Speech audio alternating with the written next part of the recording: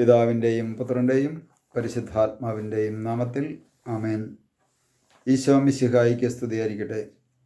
യേശുവിൽ സ്നേഹം നിറഞ്ഞ സഹോദരങ്ങളെ എല്ലാവരെയും ദൈവവചന ധ്യാനത്തിലേക്ക് നമ്മുടെ കർത്താവായ യേശുവിൻ്റെ നാമത്തിൽ സ്വാഗതം ചെയ്യുന്നു. നമ്മുടെ കർത്താവ് ഈശോ മിശിഹ എല്ലാവരെയും സ്വർഗം തുറന്ന് അനുഗ്രഹിക്കട്ടെ എന്ന് പ്രാർത്ഥിക്കുന്നു. മിശിഹായിൽ സ്നേഹം നിറഞ്ഞ സഹോദരങ്ങളെ, നമുക്ക് കർത്താവിൻ്റെ തിരുവചനം നമുക്ക് വീണ്ടും ധ്യാനിക്കാം. യോഹന്നാന്റെ സുവിശേഷം 3-ാം അധ്യായത്തിൻ്റെ 7-ാം തിരുവചനം വായിക്കുമ്പോൾ നമുക്ക് ഇപ്രകാരം കാണുവാൻ സാധിക്കും: നിങ്ങൾ വീണ്ടും ജനിക്കണമെന്ന് ഞാൻ പറഞ്ഞതുകൊണ്ട് നീ വിസ്മയിക്കേണ്ട.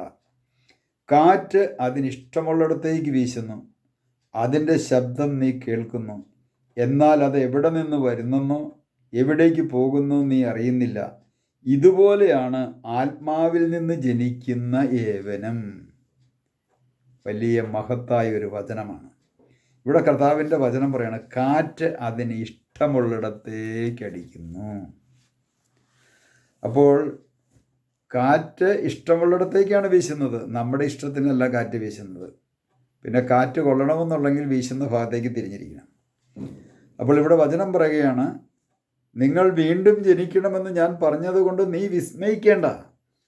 എന്നെ കേട്ടുകൊണ്ടിരിക്കുന്ന പ്രിയ സഹോദരങ്ങളെ, വീണ്ടും ജനിക്കണമെന്ന് പറയുന്നത് കേട്ട് ആരും വിസ്മയിക്കേണ്ട എന്ന് തന്നെയാണ് ഈശോ പറയുന്നത്. എന്നാൽ കാറ്റ് അതിനിഷ്ടമുള്ളിടത്തേക്ക് വീശുന്നു, ഇതുപോലെയാണ് ആത്മാവിൽ നിന്ന് ജനിക്കുന്ന ഏവനും. കാറ്റ് പരിശുദ്ധാത്മാവിൻ്റെ ഒരു പ്രതീകം തന്നെയാണ്. അപ്പോൾ പരിശുദ്ധാത്മാവ് ഇഷ്ടമുള്ളിടത്തേക്ക് വീശുന്നു. പരിശുദ്ധാത്മാവിനറിയാം ഈ വ്യക്തിയെ പ്രവർത്തിച്ചാൽ, കയറിക്കഴിഞ്ഞാൽ ഈ വ്യക്തിയെ കൊണ്ട് എങ്ങനെ പ്രവർത്തിപ്പിക്കാമെന്ന് പരിശുദ്ധാത്മാവിന് നന്നായിട്ടറിയാം.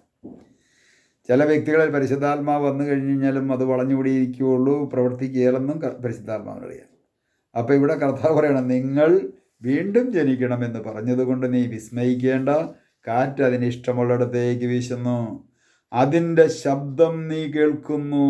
കണ്ടോ, ഇന്ന് ലോകത്തിലുള്ള സകല മക്കളും ഈ പരിശുദ്ധാത്മാവാകുന്ന കാറ്റിൻ്റെ ശബ്ദം കേൾക്കുന്നുണ്ട്. സകല വിജാതീയരായിട്ടുള്ള വ്യക്തികളും, കോമൺ ആയിട്ട് പറഞ്ഞ സകല വിജാതിരും, അതായത് നമ്മുടെ ഇന്ത്യയിലാണെങ്കിൽ ഹൈന്ദവ സഹോദരങ്ങളുണ്ട്, അതുപോലെ തന്നെ മുസ്ലിം സഹോദരങ്ങളുണ്ട്. അവരെല്ലാവരും ഇത് കേൾക്കുന്നുണ്ട്.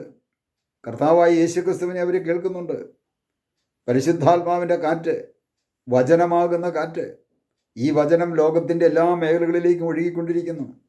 അനേകം നൂറുകണക്കിന് വ്യക്തികളിലൂടെ, അവരുടെ യൂട്യൂബ് ചാനലിലൂടെ, അതുപോലെ തന്നെ അവരുടെ വചന പ്രഘോഷണത്തിലൂടെ, ധ്യാന കേന്ദ്രങ്ങളിലൂടെ, ദേവാലയങ്ങളിലൂടെ, ദൈവിക ശുശ്രൂഷയിലൂടെ എല്ലാം ഈ ശബ്ദം കേൾക്കുന്നുണ്ട്, ഈ പ്രകാശവും കാണുന്നുണ്ട്.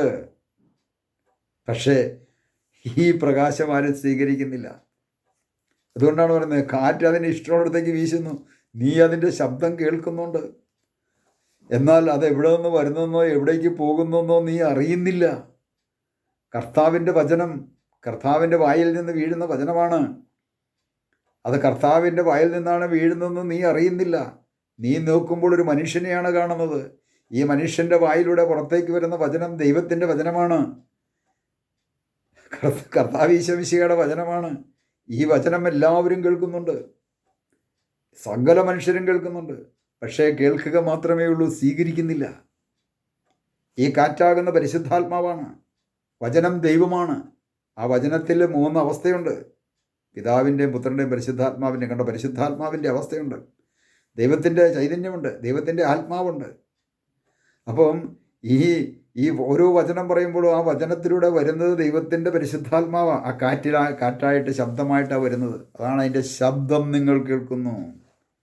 ഓരോ ധ്യാനത്തിലൂടെയും ഓരോ വചന പ്രഘോഷണത്തിലൂടെയും ഈ ശബ്ദം, വചനം, പരിശുദ്ധാത്മാവിൻ്റെ ശബ്ദം കേൾക്കുന്നുണ്ട്.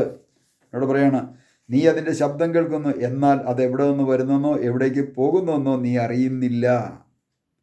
ഇതുപോലെയാണ് ആത്മാവിൽ ജനിക്കുന്ന ഏവനും. പരിശുദ്ധാത്മാവിൽ ജനിച്ച ഒരു മനുഷ്യനെ സംബന്ധിച്ചിടത്തോളം അവന് പിന്നെ സ്വന്തമായിട്ട് വലിച്ചു മാരിക്കൂട്ടി സ്വന്തം കാൽച്ചുവട്ടിലേക്ക് ഉണ്ടാക്കി കൂട്ടാനായിട്ടുള്ള നെട്ടോട്ടമല്ല, പിന്നെയോ അവൻ കർത്താവിൻ്റെ ആത്മാവിനെ സ്വന്തമാക്കുവാൻ, കർത്താവിന് ആത്മാവിനെ നേടുവാൻ വേണ്ടിയിട്ട് അവൻ ഓടും. ഇന്ന് ആ ഓട്ടമുണ്ടോ? ഓരോ ക്രിസ്ത്യാനിയും ചങ്കെ കൈവച്ചെന്ന് ചിന്തിക്കുന്നത് നല്ലതാണ്. പക്ഷേ ഇത് എത്ര പേര് കേൾക്കുമെന്നോ എത്ര പേര് കാണുമെന്നോ അറിയില്ല. മതി, ഒരാളെങ്കിലും കേട്ടാൽ മതി. ഒരാളെങ്കിലും കേട്ട് ഒന്ന് ആത്മപരിശോധന ചെയ്താൽ മാത്രം മതി. ഉടനെ ഈ നിക്കോദേമസ് വീണ്ടും ചോദിക്കുന്ന ഒരു ചോദ്യമുണ്ട്. ഇതെല്ലാം എങ്ങനെ സംഭവിക്കും എന്ന് നിക്കോദേമസ് ചോദിച്ചു. യേശു പറഞ്ഞു, നീ ഇസ്രായേലിലെ ഗുരുവല്ലേ, എന്നിട്ടും നീ എന്നോട് ഈ കാര്യം നിനക്ക് മനസ്സിലാകുന്നില്ലേ? വീണ്ടും പറയണം, സത്യസത്യമായി ഞാൻ നിന്നോട് പറയുന്നു, ഞങ്ങൾ അറിയുന്നവയെപ്പറ്റി സംസാരിക്കുന്നു, കണ്ടവയെപ്പറ്റി സാക്ഷ്യപ്പെടുത്തുന്നു, എന്നിട്ടും ഞങ്ങളുടെ സാക്ഷ്യം നിങ്ങൾ സ്വീകരിക്കുന്നില്ല. പ്രിയ സഹോദരങ്ങളെ, ഇന്ന് ഈ യൂട്യൂബ് ചാനലിലൂടെ ഈ നിമിഷം കർത്താവിൻ്റെ വചനം പ്രഘോഷിക്കുന്നുവെങ്കിൽ അത് ഈ പ്രഘോഷിക്കുന്ന വ്യക്തിയുടെ മിടുക്കുകൊണ്ടല്ല, ആ വ്യക്തിയുടെ കഴിവ് കൊണ്ടല്ല. അത് എനിക്ക് പറയാൻ പറ്റും ദൈവത്തിൻ്റെ പരിശുദ്ധാത്മാവിൻ്റെ ഇടപെടൽ ഒന്നുകൊണ്ട് മാത്രമാണ്. ഒരുപക്ഷെ ആ പരിശുദ്ധാത്മാവ് തന്നെയാണ് ഈ ചാനലിലൂടെ മറ്റുള്ളവരോട് സംസാരിക്കുന്നത്. എനിക്കിത്രേ പറയാൻ പറ്റുള്ളൂ, കേൾക്കുവാൻ ചെവിയുള്ളവൻ കേൾക്കട്ടെ. പലപ്പോഴും ഇത് സബ്സ്ക്രൈബ് ചെയ്യണം, അതല്ലെങ്കിൽ മറ്റുള്ളവർക്ക് ഷെയർ ചെയ്യണമെന്നൊക്കെ പറഞ്ഞു കഴിഞ്ഞാൽ പോലും പലരും അത് ചെവിക്കൊള്ളാറില്ല.